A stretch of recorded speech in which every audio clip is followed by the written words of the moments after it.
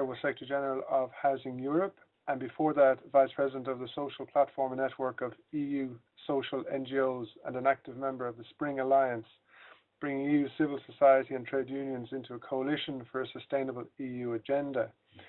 Claire has a degree in economics and holds a postgraduate in European policies from Strasbourg. Claire, delighted to have your point of view on this issue. Hello. So thank you very much. I'm aware that the time has been flying and that a lot has been said already, which is great, and I can be much more concise in my comments.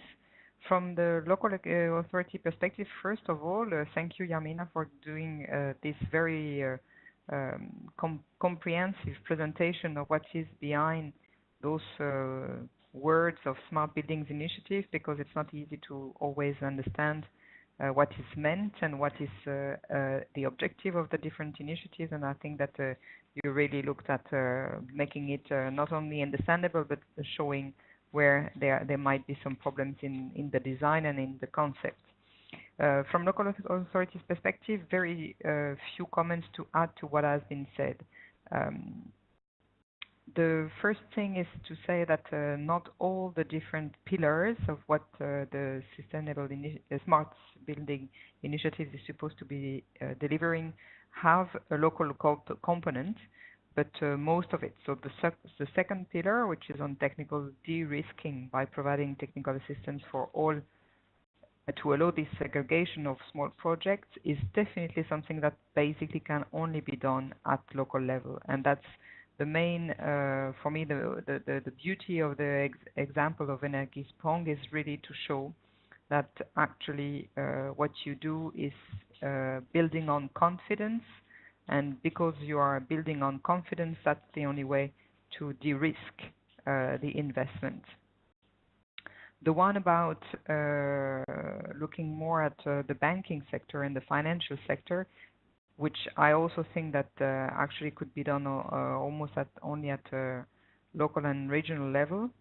The third pillar, this one is also, I think we are not, in our discussion, we are not fair enough to the reality in a way, in the sense that we don't want to see, when we discuss energy efficiency, deep retrofitting need, that if the market if the financial market is not answering to these needs, it's because there is maybe, and there will maybe never be any interest in the future either. It's not because they are dumb and they don't understand. They are understanding very well. There is algorithm for absolutely everything in the financial world. It's because it doesn't make any, it's not profitable enough, and it's too much transaction cost in comparison to other financial investment. Although this can be actually done by other players. We have this example now, Energiesprong being one, for example, but we have also one in Brussels where and anybody who wants is invited to invest in Energieris, who has just launched a new product to help doing retrofit and deep retrofit in big condominiums where it's impossible to get the condominium agreement to do the deep retrofitting because of the costing included, because of the cost that it includes. And instead of that, the investment is done by the citizen, by the cooperative of the investment cooperative, which is citizen putting some money together, and that will be repaid. The refurbishment will be repaid by the energy saving. So there is other models for intermediaries and for investment, because if we are only looking at the banking sector, I'm afraid this is where we will never reach any refurbishment target. And if we are relying and continue to rely on the market and the financial market for in a one stand or the construction market to deliver, most probably it will. I think we will never reach any of those targets. So the the smart build, to conclude the smart building initiative, I think it's a very good signal in general.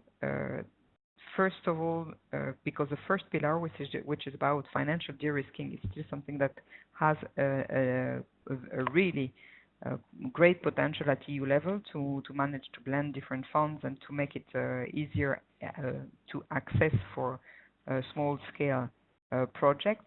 The other ones are more, for me, having a much more local